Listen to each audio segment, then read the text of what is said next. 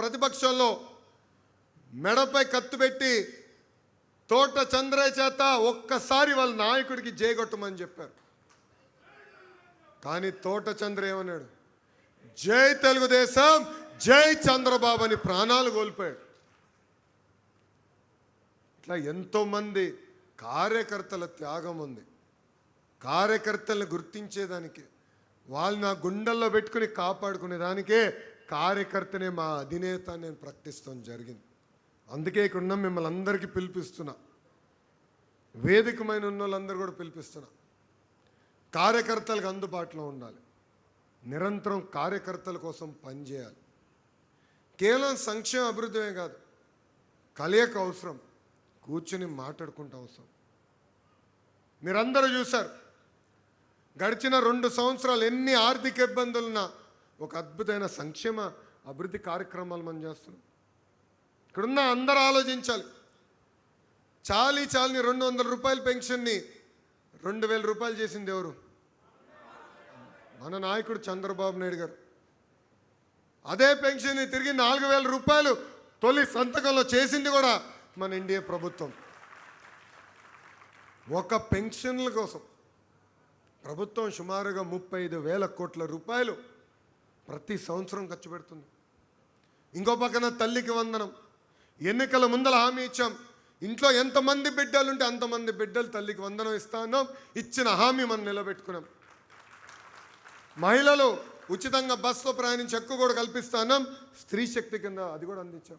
మత్స్యకారులకి మత్స్యకారుల సేవలో వాళ్ళు కూడా వేత నిషేధం సమయంలో డబ్బులు ఇస్తున్నాం. ఇప్పుడు ఏకంగా మా చేనేత సోదరులకి ఆనాడు నేను యువగలంలో ఇచ్చిన హామీ నిలబెట్టుకుంటాం కూడా జరిగింది.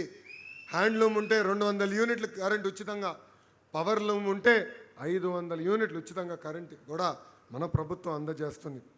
ఇంతేకాదు, గత పాలకులు మూసేసిన అన్న క్యాంటీన్ని తిరిగి మనం మళ్ళీ తెరిపించాం. ఇట్లా అనేక సంక్షేమ కార్యక్రమాలు మనం చేసాం. ఇంకో పక్కన భారతదేశ చరిత్రలో ఎప్పుడు లేని విధంగా 150 రోజుల్లోనే 16,000 డిఎస్సి పోస్టులు భర్తీ చేసిన ఘనతతో కూడా మన ఎన్డీఏ ప్రభుత్వం. ప్రతిపక్షంలో ఉన్నవారు 200 కేసులు వేశారు, ఏమౌలా. 6,000 కానిస్టేబుల్ పోస్టులు భర్తీ చేశాం. ఇప్పుడు ఏకంగా ఉగాది నాడు 10,000 ప్రభుత్వ ఉద్యోగాలతో జాబ్ క్యాలెండర్ కూడా విడుదల చేసిన ఘనత మన ఎన్డీఏ ప్రభుత్వాన్ని. ఇవన్నీ చెప్పుకోవాల్సిన అవసరం ఉంది. ఆనాడు మన హామీ ఇచ్చాం, ఒకే రాష్ట్రం ఒకే రాజధాని కానీ అభివృద్ధి వికేంద్రీకరణ. దానికి కట్టుబడి ఉన్నాం. రాయలసీమకు అనేక పరిశ్రమలు తీసుకొస్తున్నాం. ఇంకా తీసుకురావాల్సిన అవసరం చాలా చాలా ఉంది. క్యారియర్ ఏసీ ఎక్కడికి వచ్చింది? రాయలసీమ. ఎల్జీ ఎలక్ట్రానిక్స్కి ఎక్కడికి వచ్చింది? రాయలసీమ. కియా ఎక్కడ వచ్చింది? రాయలసీమ. రాయల్ ఎన్ఫీల్డ్ ఎక్కడ వచ్చింది? రాయలసీమ. ఇప్పుడు సోలార్ మ్యానుఫ్యాక్చరింగ్ అంతా ఎక్కడికి వచ్చింది? రాయలసీమ. మర్చిపోయారా? మొన్నే శంకుస్థాపన చేసాం, మర్చిపోయారా? ఫైటర్ జెట్లు తయారు చేసే పరిశ్రమలు కూడా ఎక్కడ తీసుకొచ్చాం? పుట్టపర్తి, రాయలసీమకు తీసుకొచ్చాం. అద్భుతంగా పరిశ్రమలు తీసుకొస్తాం, ఇంకా తీసుకొస్తా స్వామి. అదే చెప్తున్నా, కడప కూడా తీసుకొస్తా స్వామి. నేను ఎందుకు వదిలిపెడతా? అన్ని ప్రాంతాలు అభివృద్ధి చేయాలి లక్ష్యంతో మేము ఉన్నాం. ఎందుకంటే పాదయాత్ర చేశా, యువకులు పడుతున్న కష్టాలు నేరుగా నేను చూసా. అందుకే ఆనాడు హామీ ఇచ్చా, యువగలం కింద 20 లక్షల ఉద్యోగాలు కల్పిస్తామని. అదే దిశగా మనం అడుగులేస్తాం కూడా జరుగుతుంది. ఇంకా కార్యకర్తలు వచ్చగల గత పాలకులు మన పైన పెట్టిన దొంగ కేసులన్నీ మేము ఎత్తేసాం. కొన్ని ఛార్జ్షీట్ అయి ట్రయల్లో ఉన్నాయి, అది కూడా మేము ఫాలోఅప్ చేసి ఈ సంవత్సరం ఆఖరికల్లా ఆ కేసులు కూడా తీసే బాధ్యత పార్టీ తీసుకుంటుంది. అలానే మీ పైన పొరపాటున కేసు ఉంటే మీరు ఇంట్లో పడుకుంటే కష్టం స్వామి, మాకు తెలియజేయాలి కదా. సో పార్టీ ఆఫీస్లో ఒక సెల్ ఉంది, కలవండి, ఆగి అక్కడ భోంచేయచ్చు. కేసులను రాసుకుంటే ట్రాకింగ్ పెట్టి హెచ్ఎం గారే బాధ్యత తీసుకుంటాం జరిగింది. అంతేకాదు, ప్రమాదంలో ఎవరైనా చనిపోతే 5 లక్షల రూపాయలు ప్రమాద బీమా ఇచ్చే ఏకైక పార్టీ తెలుగుదేశం పార్టీ. కార్యకర్తల సంక్షేమం కోసం ఇప్పటికీ 160 కోట్ల రూపాయలు ఖర్చు పెట్టిన పార్టీ తెలుగుదేశం పార్టీ. మీ అందరు తెలుసు, పార్టీలో సంస్కరణలు తీసుకొచ్చేదానికి నేను ఎక్కువ పోరాడతా. మనం ప్రతిపక్షంలో ఉన్నప్పుడు ఆనాటి అధికారులు ఉన్న పార్టీతో ఎంత పోరాడో దానికన్నా ఎక్కువ 3 రెట్లు నేను తెలుగుదేశం పార్టీలో పోరాడా. సంస్కరణలు తీసుకొచ్చేదానికి పోరాడా. ఇది మన పార్టీ, ఇది మన తెలుగుదేశం, మన బాధ్యత. అలిగితే నష్టపోయేది మనమే. ఎందుకంటే మన పార్టీలో కోవిడ్ కన్నా డేంజరస్ జబ్బు ఒకటి ఉందండి. ఆ జబ్బు పేరే అలక. వేరే పార్టీకి ఓటేయం, కానీ అలిగి ఇంట్లో పడుకుంటాం. ఎందుకు అలగాలి? ఇది మన పార్టీ, ఇది నా పార్టీ. ఆ కసి మనలో ఉండాలి. ఏ మార్పు అయితే పార్టీలో ఆశిస్తున్నాం దానికోసం కష్టపడాలి, అహర్నిశలు పోరాడాలి, 4 గోడల మధ్యన మాట్లాడుకోవాలి. మన జాతీయ అధ్యక్షుడితో ఎన్నోసార్లు నేను మాట్లాడు, కానీ ఆయన నిర్ణయం తీసుకున్న తర్వాత బయటకు వచ్చి జై తెలుగుదేశం, జై చంద్రబాబు నాయుడు గారు అంట.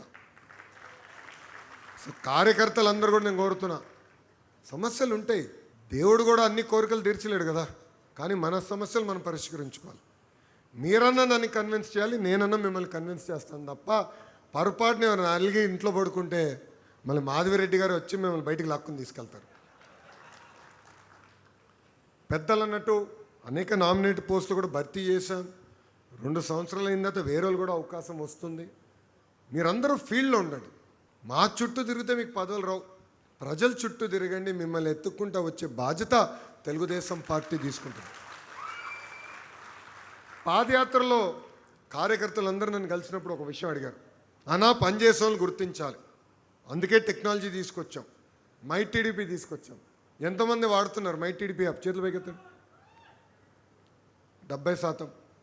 నాతో ఫోటో దిగిందా డౌన్లోడ్ చేయాలంటే మై టీడీపీలో నేను డౌన్లోడ్ చేయాలి రబ్బా.